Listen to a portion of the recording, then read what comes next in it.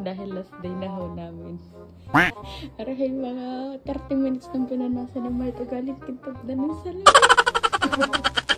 Last day na wala na kami magawa. Kaya ho, garne. Ako naman kanina pag namamalansya. Dadalwa piraso lang ang paplansyahin ko. Wala na kami magawa dito. A few moments later. Hi, hello mga katombis, dahil ito yung last day of work ko dito sa Arcachon.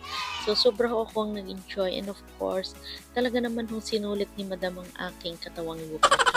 So, kami ho ay nagdagat pa rin. Dahil mahilig rin naman ako mag-swimming, edi syempre, makikisabay na tayo sa mga bata. So, ayan na nga, umuwi na kami at kami ay kumain na.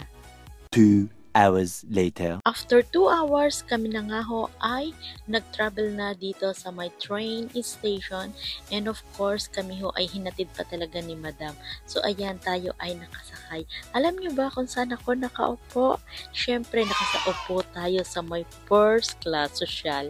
So, dahil ako ho ay malapit sa mga bata, kaya ako ganun. Pero hindi na katino ang mga tulog kasi ho may batang iyak nang iyak diyan. Antok-antok pa naman ho ako. Dahil ako ho ay napuyat kagabi. Siguro dahil excited na rin ako makabalik dito sa Paris. Charot. So anyway, highway. So ayan, after 1 hour nakarating na tayo dito sa may Bordeaux. So, bali ang ating ito travel is almost 3 hours simula Arcachon to Paris. O diba, hindi naman ho ganun katagalan, sakto lang. So, ang ganda ng view and of course is awa ng Diyos, hindi na ho umiyak yung bata kaya nakatulog pa rin naman ho ako ng 30 minutes. So, natapos na rin ho ang aking 2 weeks na pagtatrabaho and sobra ho akong nag-enjoy. So, diba, nagtrabaho na tayo, nag-enjoy pa. So, ganun ho pag mabait ang employer. So, anyway, highway, nakarating na rin ho tayo dito sa may Gare Montparnasse and kakopol ko nga pala si Mayet. So, siya ang pumalit sa tita ko kasi ang tita ko ay bumalik na ng Paris kasi ho, bumalik na ang kanyang mga amo. That's why kami dalawa ang magkasama. Dahil excited na nga ako makauwi sa aming bahay at makapagpahinga na rin, ay ayan na nga ho, ako ho ay pandalas na. Akala ko pala yan si Dr. Jose Rizal, charot, hindi pala. So ang ating palandaraanan ay papuntang airport, hindi ho. Ito ho kasing Gare Montparnasse ay sobrang lawak din ho. So hindi naman ho kayo dyan maliligaw kasi mayroon naman ho mga direksyon. Kumbaga ho ay may mga araw kung saan ho kayo dapat sumakay. Diba ang social?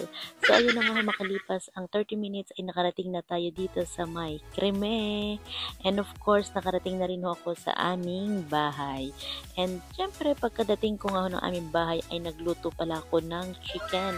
So, ako ho ay nagutom. Wala akong maisip na luto and of course, dumaan pa nga ako ng usyong para lang ho ako bumili ng chicken kasi wala akong stock sa rep namin. And na-miss ko ang rice. Sobrang miss na miss. O, diba? Ang sasawa ko nga pala dyan, imang tumas with bagoong.